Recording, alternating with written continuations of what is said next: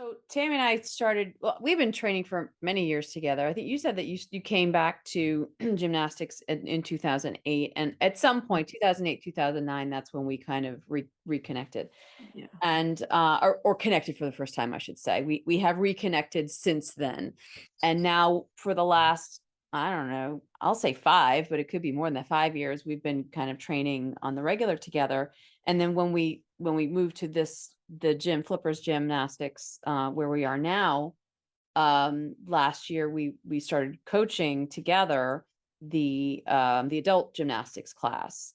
And it's been really interesting to because like I have my skills, right? But I don't have like advanced level skills, but I know how to get somebody started. I know that like the checks to make sure that they're not going to kill themselves on the first couple of, days. And it's really interesting to see how the flexibility, what's the word that I'm thinking of, deficits and the strength deficits show themselves immediately. And Mhm. how from that point you like know, okay, this is now what we need to work on with this person, because if we don't, they're not gonna come back. They're gonna get injured and they're not gonna come back. Mhm. So and of course, I've been as an adult injured enough times to know that you can't be stubborn and you can't be stupid, and you have to understand where your body is right now, and where your limitations are, and how can I start to take from that point and start to move forward, because you can get stronger, you can become Mhm. more flexible in all the different joints and muscles that we have, but it just doesn't happen fast. And there is a limitation to it. Mhm. I mean, maybe over time, if you continue to, to push it, you can do more than where you are now. But it, it's you have to put the work in. And I think a lot of people coming in, they of course they don't understand what that actually means. What is Mhm. putting the work in? And sometimes it means just hold a handstand against the wall and let's see if you can get Mhm. to the 30 seconds. Can you get to 15 seconds? Can you? Mhm. So and we've had a lot of sort of people come through who we go, ooh, this person scares me, because their brains want them to do more than their bodies are like ready to let them do. So it becomes a safety issue. Yeah, I think one of the more risky areas of adult gymnastics is actually when somebody comes in with a lot of strength. They have a lot of strength, but have never had to control their body moving in the air. And that's not an intuitive thing to do. Mm-mm. So when you have all of that strength, and I've seen this a lot where the high level of strength goes with a fairly low level of flexibility. I Mhm. can't say that it's always the case because there are certainly people who can be strong and flexible, Sure. but it just seems to be a more common thing to see where somebody comes in with a lot of strength. They've done a lot of training, weightlifting, and other activities, but they've never had to control their body in space. So they're capable of just throwing their body with great force all over the place and hoping for the best without necessarily learning what we call the air awareness, that ability to know where you are in space, know where your limbs are when you're upside down and potentially twisting. And they have not learned to fall safely either. That's another crucial one of is learning when you become disoriented and you're going to take a bad landing, how do you take that landing so that you don't get hurt? And that's something that we train. You've trained it, I've trained it.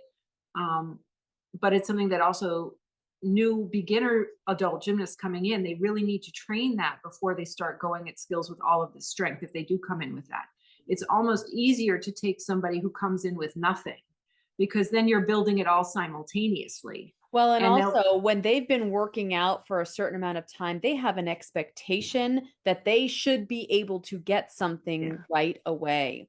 And, that's an emotional component, that and an ego component that is really hard to train out of a person, because that's going to become a huge obstacle to their progress, is them thinking, oh, well, I've got this strength, so I should be able to do this. And then they don't get it, or they don't get it consistently, because nobody gets it consistently in the beginning. It just doesn't happen.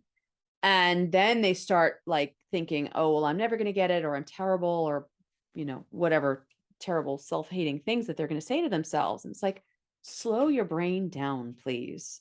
You are in the right place. You're going to be okay. And you need to be patient with yourself. I had taken some notes about things that we could talk about. And one thing that I really love about this gymnastics training is the idea that it trains you in it's like the ultimate cross training.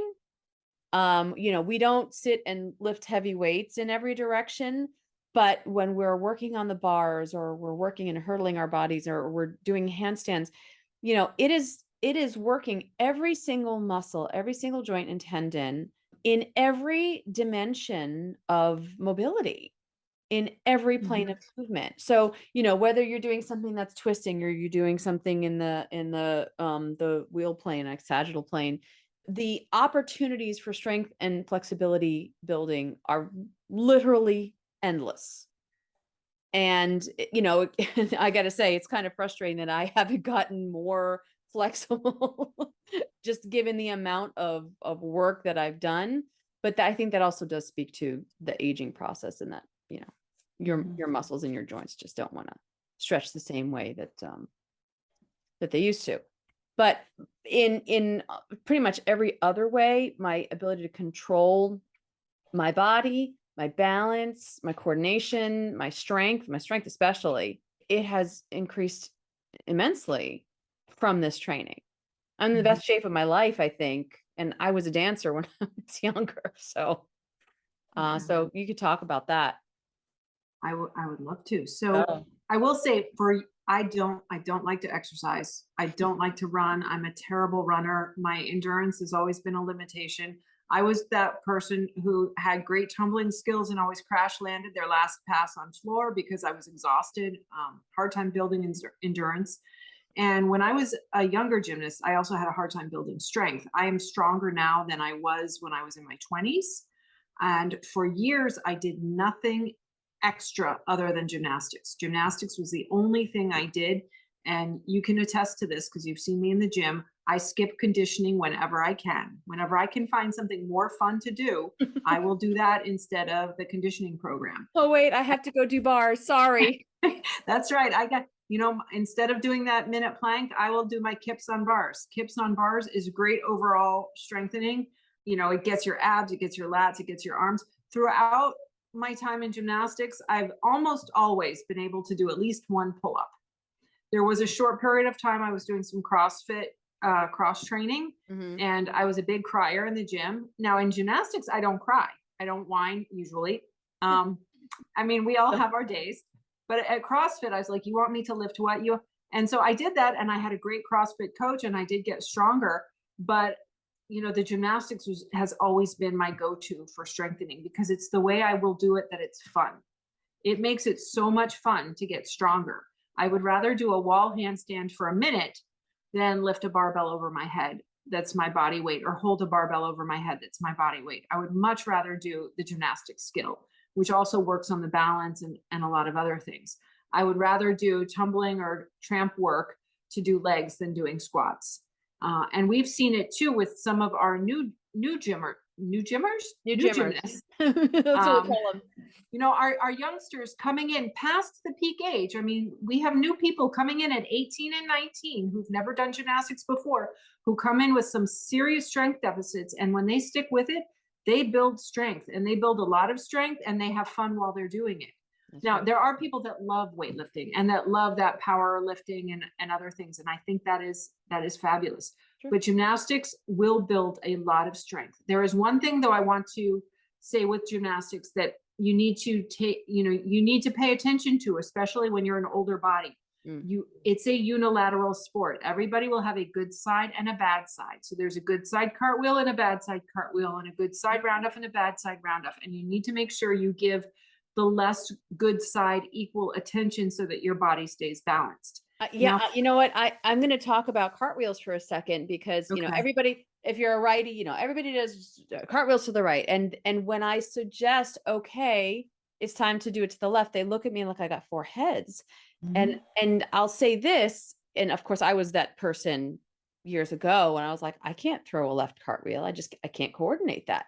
And of course you start from your legs barely come up, and you start working your way up. And now I feel like my left cartwheel is almost a little better than my right cartwheel. It's like a more comfortable thing, even though my brain doesn't Cool. think it's more comfortable, but my body goes into it. I'm like, oh, I surprise myself like every single time that I do it.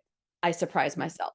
And so when I say, okay, now go left, and they go, what? I go, just go and stop talking about it and stop thinking about it. Just go. And they throw this terrible cartwheel, and I say, okay, do it again. And hand, foot, and whatever the cues that we give them. And all of a sudden they're doing it.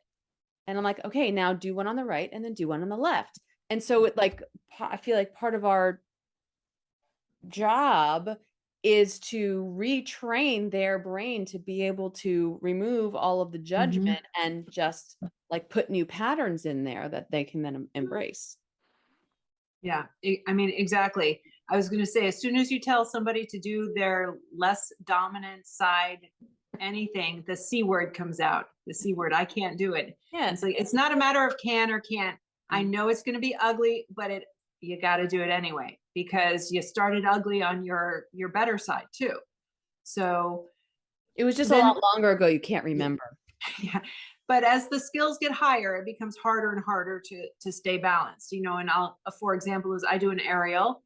I do an aerial on my left side. I've been doing it since I was probably 9 years old, but I cannot do an aerial. See, I said the C word. I can't do a right-sided aerial, and I'll try and make up for it doing right-sided dive cartwheels and other right-sided stuff. But the harder the skills are, the less likely it is that you can balance yourself. So I do pay attention, and I do now train on my off days to try and make sure I don't develop any asymmetries. So like Well, that's what I it's was gonna say, the aerial is such a power move that you're going Mhm. on the same side and twisting in the same direction. You don't have you don't sense or feel any sort of pain from a muscular imbalance? Well, I have off and on. There have been so I'm 53 years old, and if I learned an aerial when I was about 9, that's a long time I've been doing aerials. But there are periods in those years where months have gone by that I haven't done one for one reason or another. There was for one point, I think there was 8 months went by that I didn't do an aerial because my knee was bothering me, and Mm. it was my left knee. I can't push hard off on my left knee, so if my left knee hurts, then I became afraid. And that was shocking as a grown-up gymnast for something that I've been doing since I was 9 to be afraid to do it. I would go into the gym and I'd be afraid to do it. I would be afraid my knee wasn't going to support me. I was be afraid my knee wasn't going to hurt. The other thing that happened when I got older is I started having the occasional low landing. And when I land low, there's a lot more impact and I would feel a torque in my back. And that it was definitely a one-sided torque, and I could tell that that was not really a good thing to do. So Mm. that was another shocking thing. So it doesn't mean that I needed to stop necessarily doing aerials, but I certainly needed to stop landing low. So there was a period of about a year where I really didn't do them, and that is one of the reasons why I work so hard now to stay symmetrical, because I thought that was it. I thought this knee pain that I had for a year was not going to heal. Mhm. And it wasn't anything that wasn't going to heal. It was just that I had to train it right. I had to retrain the symmetries. And I did do a bit of a physical therapy knee program for knee pain. Mm. And there's probably some arthritis in there. But even if you have some arthritis in your knee, what do you think is going to hurt more? A weak arthritic knee or a strong arthritic knee? So I don't care if I have arthritis in my knee. I'm still going to keep it as strong as I possibly can. Right. And potentially the stronger I keep it, the longer I'll be able to do stuff on it. And I would imagine that there are a lot of adults out there who are not active, who aren't sort of versed in what the body, can and can't do, even if you're feeling some pain, where they think, oh, well, I have arthritis. I couldn't possibly, start that Right. kind of program. And, I'm not a doctor here, so I would say, consult your doctor to see if anything if it's okay. But, I know, and we talked about this before, you might have some body pain and that just needs to be worked out a little bit. It needs to be, the joints need to be lubricated and Mhm. muscles need to be stretched in order to make some of that pain go away. Arthritis is arthritis. That that pain Right, is right. pain. But there are other. It's like knowing what your source of your pain is to be able to know what to do with it. So I think a lot of Yeah. adults are afraid to start like a new, movement challenge, Mhm. because of that. But, from our perspective, we've had a lot of in all different ages, come in, either people who are revisiting their earlier passion for gymnastics, and then they Mhm. stopped when they aged out. We could talk about that too. Or they're trying it for the first time because they think it looks kind of cool, and they've like me, like, Right. oh, that looks really cool and I really want to do it. And then I never stopped. Um, so we get sort of the gamut of ages and of um, uh, levels of skill, and we've been able to work with them all, which I think is pretty Mhm. miraculous. Yeah, we have a lot more equipment now too. We do. So, I mean, gymnastics gets a lot of bad rap because of it's considered a high impact activity. Mhm. But there's so much we do that we've minimized the impact, not just with landing on mats, but with the trampoline, doing everything on the trampoline, which is definitely a lot lower impact than the floor.